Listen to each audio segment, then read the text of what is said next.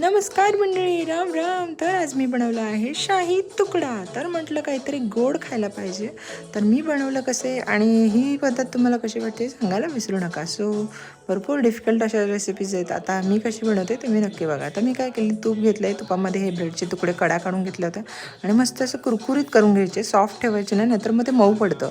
जरा कुरकुरीत केलं की ते सेट होतं, दूध असं मस्त ऑब्झर्व करतं. तर काय करायचं, तळून घेतल्यानंतर ते साईडला काढून ठेवायचे आणि नंतर दूध तापवायला ठेवायचं आहे. मी त्याच पॅनमध्ये ठेवलं आहे.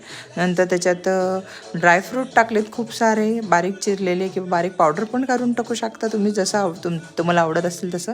आणि वेलची पावडर टाकली, थोडंसं मी ह्याच्यात मिल्क पावडर होती ती टाकली घट्ट व्हायला.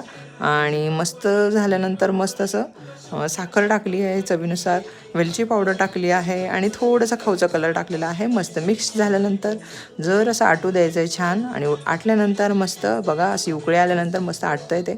आणि छान असं झाल्यानंतर मस्त तुम्ही चव करून बघायची, टेस्ट करून बघायची, तुम्हाला गोड कसं कमी वाटतं तर टाकू शकता तुम्ही ॲड करून. आणि मी थोडेसे ड्रायफ्रूट टाकलेले तळलेल्या ब्रेडवर.